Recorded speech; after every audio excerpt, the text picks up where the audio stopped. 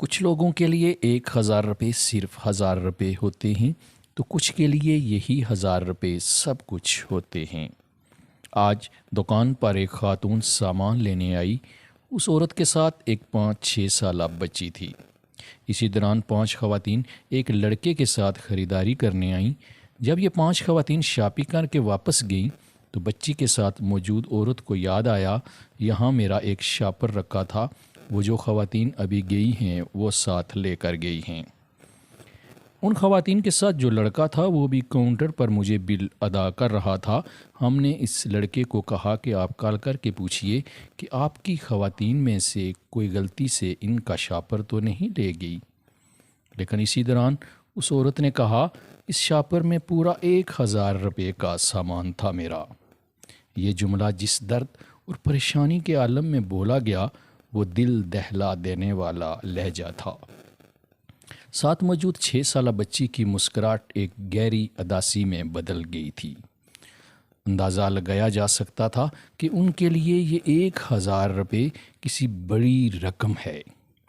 بچی آخر جانتی تھی کہ میری ماں سارا دن بازاروں میں گھوم کر سامان خریدتی ہے اور گھر میں فروخت کر کے 2 وقت کی روٹی عزت سے کھاتی اور کھلاتی ہے۔ چھوٹے بھائی اور میں نے فیصلہ کیا اور کہا ماں جی آپ تسلی رکھیں، آپ کا سامان مل جائے گا، ابھی آپ پریشان مت ہوں۔ بھائی اور میں نے سوچ لیا تھا کہ اگر سامان نہیں ملا تو ہم سامان کی رقم انہیں ادا کر دیں گے، کیونکہ ان کا وہ لہجہ اور بچی کی اداسی ساری داستاں بیان کر رہے تھے۔ کاؤنٹر پر ٹھہرے لڑکے نے فوراً کال کی اور تمام خواتین کو دکان پر واپس آنے کا کہا۔ سب نے باری باری اپنے ہاتھ دکھا کر تسلی دی کہ ہمارے پاس نہیں ہے۔ اتنے میں ایک عورت جو پیچھے رہ گئی تھی داخل ہوئی اور شاپر دیا۔ یہ والا ہے آپ کا۔ اپنا شاپر دیکھ کر بچی اور ماں دونوں کی جان میں جان آ گئی اور الجھی سانسیں بحال ہوئیں۔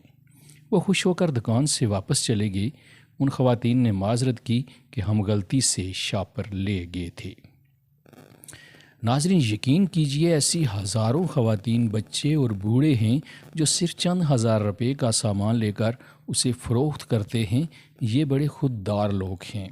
خاص طور پر ایسی عورتیں چند 1,000 روپے کا سامان گھر میں رکھ کر دال روٹی کماتی ہیں۔ اندازہ کریں کہ وہ 1,000 روپے کے گوٹے اور لیس وغیرہ لے کر جا رہی تھی اور 1,500 روپے کی چوڑیاں، وہ بھی فروخت کرنے کے لیے۔ آسانیاں تقسیم کیجئے تاکہ ان جیسے لوگوں کی زندگی آسان ہو جائے۔ آج چھوٹے بھائی نے یہ فیصلہ کیا ہے کہ ایسی تمام خواتین سے کوئی منافع نہیں لینا۔ آپ جو بھی کاروبار کرتے ہیں، اگر ایسی خواتین آپ کے پاس آتی ہیں تو ان کے لیے اپنی حیثیت کے مطابق آسانی پیدا کریں۔ اللہ تعالیٰ آپ کے بڑے مسائل حل کر دے گا۔